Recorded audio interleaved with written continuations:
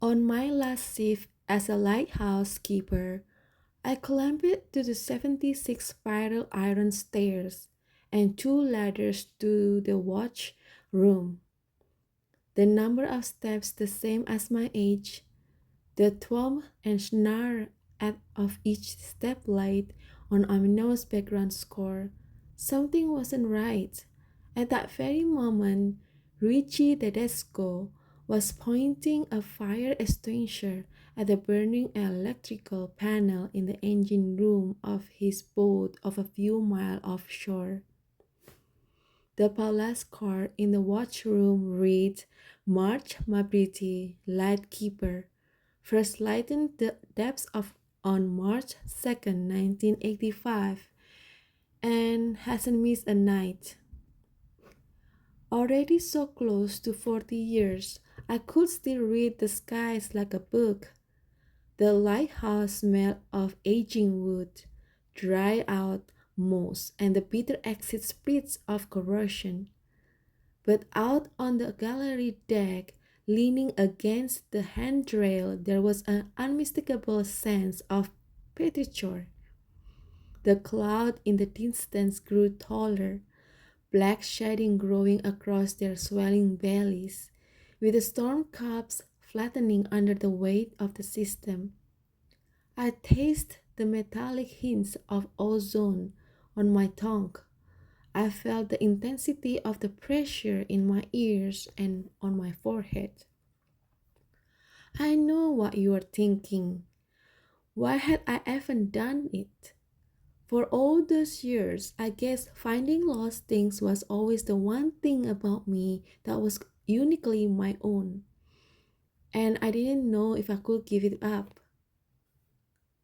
A few miles back towards the mainland, Capi patrolled the Long Island ports and Suiway on his tug, waiting for salvage and rescue call. There were still enough of them to get by, especially with these yahoos taking up boating. But the seas were not what they used to be, and Cappy barely eked out of her life a sentence back and line. Lone Ranger like us were going instinct in this world of uncouth connection and so universal alienation. It was a world of gadget now. But it turned out our kind was more needed than ever when the gadgets failed. The three of us in our solitary orbits were bound on an intersecting course. How many things had I retired from in lifetime of retirement? However, many it was, this one felt different. A transplant from Norway full of Viking blood. I had a brief career on the national downhill skiing circuit. I hung out that up for the university. Then I hang up the medal of student for a job in forestry. Quit that a start to family. That transient period that seemed never ending before the kids left home turned out not to be. My marriage ended too, and on and on. The longest stint was my 40 years as the lighthouse keeper at Montauk Point. It was to be a ceremonial night. Still, it felt wrong. Even if I was pushing 80, who was I to buy into this twaddle about graceful exits and diminished capacity? My thoughts were disturbed by a call on the radio, Channel 19. It was Capi. He didn't want a Mayday call. Not tonight. Richie Tedesco was lost at sea. As lost can be. The fire in the engine room had only taken minutes to put out, but the electrical lines were irreparably damaged. Hours later, when the last of the juice in the ship backup batteries ran out, Richie watched as the monitors with the electronic ocean maps and satellite support GPS positioning flickered and went black. Richie might as well have been surviving the moon. He had no idea of his location. It's odd how easily we take for granted that we know where we are, never realizing how often we are hopelessly lost and don't even know it. Night navigation is a real. A Swabi monk untrained in navigation would be facing long odds of surviving such a calamity. And on the spectrum of Swabi marks, Richie wasn't even the top of the class. But how did Richie get here? A few months back, Richie had bought a custom C Racer Dancer 370 when he was promoted. Of course, he could not afford the new model. He settled for a year-old model with the same look and feel, but which had been heavily used and abused by the prior owner, who was a real bother, but not bother. It was his prized possession. Richie had not accounted for the cost of marina dues and other ancillary costs. With the hefty loan he'd taken on the boat, he lacked the funds for all the accoutrements of the boating life, things both expensive and confusing for the united seaman. This turned out to be necessary. Richie had skimped on maintenance and hired an inexperienced handyman named Louis, who was known around the marina as Louis the Wrench, to help with the keeping the vessel seaworthy, a gamble that failed. Louis spent a lot more time on the phone with his bookie than with his wrench in hand. The sun lounge and dining area in the hollow out from Hull was what first hand sold him. Richie had imagined spending long romantic weekend with Renee, from the spring to the fall, jaunting from marina to marina, exploring the New England coast, enjoying white wine or a martini together in the sun lounge at sundown, over the decadent category board and raw seafood on ice. By Richie calculation, this routine will somehow make up for his soulless existence carrying absence of skin, but still inadequate to the expected lifestyle wage, spending all his daylight hours keeping his employer out of hot water by enforcing labyrinthine government regulation effective only in the great length his employer was willing to go through and the great cost his employer was willing to expend to completely avoid the salutary remedial purpose the regulation stood for the first place. Rennie didn't care about the predatory nature of the enterprise or how monotonous and unsexy the work was. But the fact that Richie was not the top dog, not by long shot, and there was a little hope of improvement there. 5 years for promotion of title with a raise in bonus but not base pay? Rennie knew what that meant long before Richie did. Renee was not an adventurer. She was a social climber. Replacement Richie had a proper yacht, a newer model Mercedes, and pricier high-rise condominium. He ran his own company doing something that sounded borderline illegal, and let's be honest, probably was. He cheated on his taxes. Replacement Richie wasn't apologizing for it either. It was cake. He took what he wanted. Rini spent the weekend with the replacement Richie and her exchangeable NPC girlfriends, sunbathing on the deck of replacement Richie yacht, surrounded by a display of designer bags and branded bathing suit, pullover, and slides. The yacht stayed permanently moored at the Star Island Yacht Club and Marina. The yacht was used exclusively for marina clout and cocktail convos. It never once saw the open sea or spring and summer, but everyone had a fabulous time of it and it did not seem bothered at all. Rainy Instagram posts of her engagement ring anchoring her faith to replacement Richie had done it.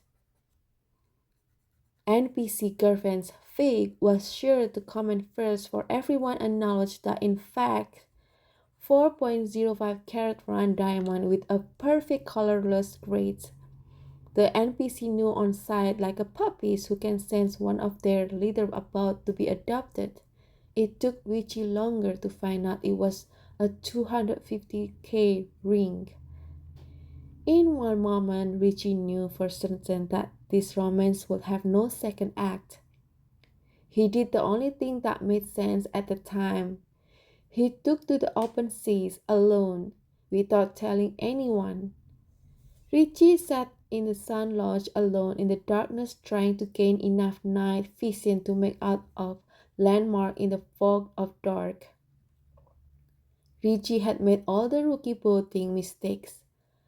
The first rule of boat safety is not to go out alone. Chart, of course, tell our friends. Most people who get lost at sea stay lost. That is true on land as well. Despite getting his boating license, Richie skipped on water training. The list went on and on. Perhaps, worst of all, Richie could not tell land-based light from navigation light from buoys and marker. He spent the last 2 hours heading further out to sea and nearly scraping the side of a 3-meter tall red ocean buoy that towered over the deck of his humble cruiser. And that was when he panicked and started firing off his flares. "How is my best girl tonight?" Cappy asked. "Don't be fresh with me, you old rake. You mean with it being my last night?" "Ah, fiddlestick, last night my arse. We both know you're gonna be buried on that rock, and me with you." As romantic as that is, I like a nice dinner and some wine before committing to joint burial. "Well, well, you little sirens. Whetting my appetite, March. You're gonna love this one." "What is it, Cappy?" "I've been tuning in on Channel 19 for the last hours." Cappy chuckled. His voice rattled a deep, raspy bass that hit like a fine brass-colored scotch. It intoxicated my sense and warmed my chest of the first sip. It sang a lifetime of hard song, but Coalhouse's old heart was in there. He was old salt. Everything you imagine seaman to be, a grey bird, sun-scorched skin, and temperament mercurial enough to match the open sea. In his mind 70s, Cappy was still fit and lean, but a little tired of lifetime of wandering. "Sound delightful," I said. "Did they look at your chivalry and manners, or have those gone the way of Davy Jones too?" Get this. Some clueless U-Pro has been signing off of Key Rihanna playlist Rihanna all the way through, non-stop, not realizing his radio line is open. Must have pushed the microphone button into something. The radio went dark after sundown. God help us. You see that black wall coming in from the west? Well, this U-Pro. Let's call him Chadwick. Well, Chadwick here. He has been headed east out in the open sea and he's going to get clipped by the sail shredded on his way back to port if he I even could hear it knows is in enough to his head voice. back to Cappy's port. full name was Jack Ghostbird Tommy has been Rogers, trying to reach him and with no Cappy was always response. into a bottle of his namesake. Cappy only had a few rules, and one was that he never touched the bottle until he finished his calls. Someone could lose their life if he broke that rule, like he done it tonight. Something serious was going on with Capi. "How are the seas tonight?" I asked. "Seas are building. Jethro is growing restless. We are chugging along on the gasoline breeze out here waiting for our damsel in the distress to call for a knight in shining armor on his noble stallion or his case 100-year-old tiger. Oh, Cappy, I didn't know it was your 100th birthday today. Happy birthday. To Chi, he said.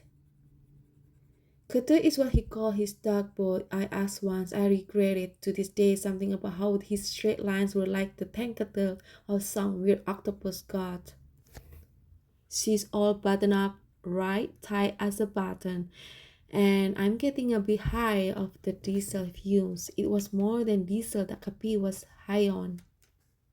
I imagine Capi out there. Be careful to avoid the reef, old man.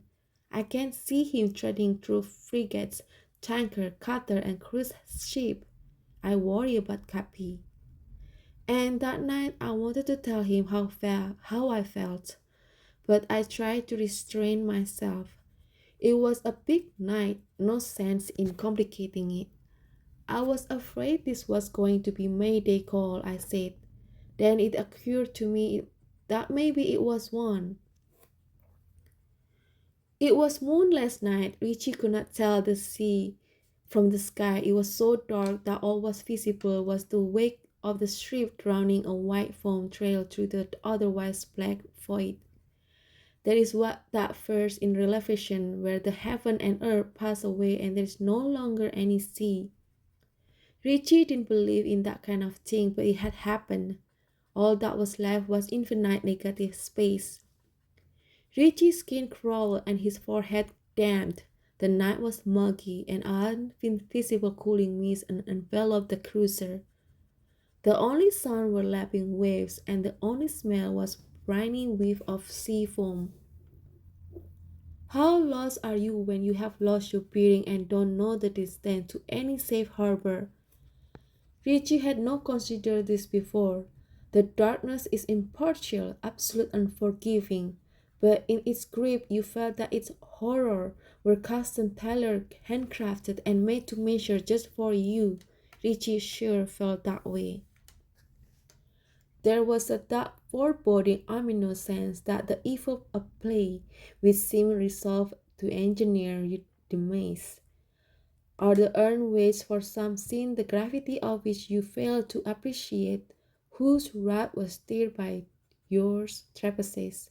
God, nature, some malign spirit of vengeance, what evil did tip the scales to the sentence of death? These were Richie thought. And then the rain started to fall like icy darts from the heavens. March to Capi, where are you? Headed out to sea. What? Chavi isn't going to save himself. Capi, you old fool, it isn't safe. Don't get sentimental on.